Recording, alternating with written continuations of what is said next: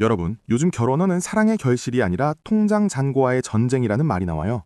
강남 예식장식 때는 인당 9만 원을 넘어섰고 결혼식 한 번 치르는데 서울 평균 3,600만 원이 그냥 깨지거든요.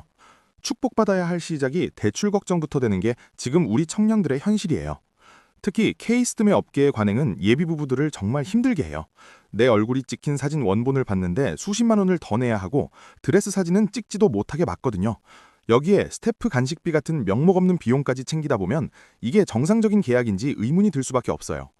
가격 구조가 워낙 불투명하다 보니 예비 부부들은 인생에 한 번뿐이라는 약점 때문에 철저히 을이 돼요. 현장에서 예고 없이 추가되는 비용들에 당황하다 보면 예산은 이미 바닥나 있죠. 결혼 서비스 가격을 투명하게 공개해야 한다는 목소리가 커지는 이유예요. 지역별 비용 격차도 정말 심각해요. 서울 강남 예식비면 지방에서는 집 한 채 전세 자금에 보탤 수 있을 정도니까요. 꽃장식 같은 선택 항목조차 수백만 원을 호가하면서 평범한 직장인들에게 결혼은 어느덧 감당하기 버거운 숙제가 되어버렸어요. 하지만 진짜 장벽은 식장 문을 나선 뒤에 기다리고 있어요. 결혼을 미루는 커플 10명 중 6명은 경제적 부담을 이유로 꼽거든요. 단순히 사랑만으로 시작하기에는 현실의 고비가 너무 많고 주변의 시선조차 차갑기 때문이에요. 이제 배우자의 가치관만큼이나 부모님의 경제적 지원 여부가 중요해진 시대예요. 자산 지원 없이는 서울에서 신혼집을 구하는 게 사실상 불가능하니까요. 주거 문제가 해결되지 않으니 결혼이라는 결심은 자꾸만 뒤로 밀려나게 돼요. 심지어 결혼 페널티라는 말까지 등장했어요. 혼인신고를 하면 부부 합산 소득이 높아져 저금리 대출에서 탈락하거나 청약 기회를 잃기 때문이죠. 국가의 정책이 오히려 결혼을 방해하고 있다는 비판이 나오는 지점이에요. 자녀 계획은 더 큰 장벽이에요. 맞벌이가 필수인 상황에서 독박 육아에 대한 두려움은 청년들을 위축시키거든요. 특히 지방이나 보수적인 직장에서는 남성 육아휴직을 꿈꾸기조차 어려운 게 현실이라 육아 부담은 오롯이 개인의 몫이 돼요. 인구 전문가들은 인구 위기를 막을 골든타임이 4년밖에 남지 않았다고 경고해요. 이 시기를 놓치면 어떤 대책도 소용없는 인구 절벽이 온다는 거죠. 하지만 지금의 정책들은 여전히 현장의 청년들이 체감하기엔 부족한 점이 많아요. 청년 고용 상황도 정말 불안해요. 20대 비정규직 비율이 40%를 넘는 상황에서 미래를 설계하기란 쉽지 않죠. 노동시장의 이중 구조가 해결되지 않는 한 청년들에게 결혼과 출산은 무거운 짐으로만 느껴질 뿐이에요. 집값 상승은 혼인율을 떨어뜨리는 가장 치명적인 독약이에요. 내 집 마련의 꿈이 멀어진 청년들에게 무작정 결혼을 권하는 건 너무 무책임한 일이죠. 안정적인 주거 환경이 보장되지 않는다면 저출생 문제는 해결될 수 없어요.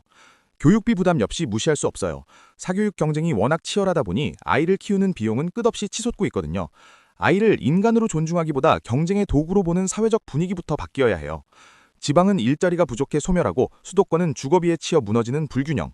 이 구조적인 문제를 고치지 못하면 외부 인력을 들여오는 이민 정책도 결국 임시방편에 그칠 수밖에 없어요.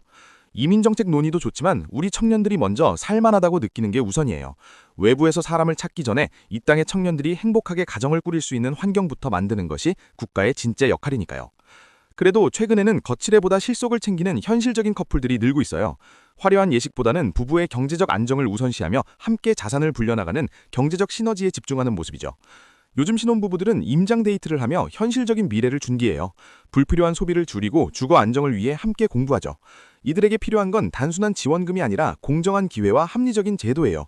정부도 인구정책 컨트롤 타워를 강화하며 변화를 꾀하고 있어요. 이번에는 부처 간의 칸막이를 허물고 청년들이 혼인신고를 망설이지 않아도 되는 실질적인 대책을 내놓아야 할 때예요. 정년 연장 논의 역시 청년 일자리와 상생하는 방향으로 풀어야 해요. 특정 세대의 이익이 다른 세대의 기회를 뺏지 않도록 세밀한 설계가 필요하죠. 세대 간의 갈등을 넘어 함께 살 길을 찾아야 해요. 결국 결혼과 출산은 선택의 문제예요. 하지만 그 선택이 경제적 장벽 때문에 가로막혀서는 안 되잖아요. 스드메 갑질부터 주거 지옥까지 청년들이 마주한 장애물을 치워주는 것이 우리 사회의 가장 시급한 과제예요. 여러분의 생각은 어떠세요? 지금의 결혼 문화나 제도들이 청년들을 응원하고 있다고 보세요? 아니면 오히려 발목을 잡고 있다고 보세요? 여러분의 의견을 댓글로 들려주세요. 다음 영상에서 만나요. 감사합니다.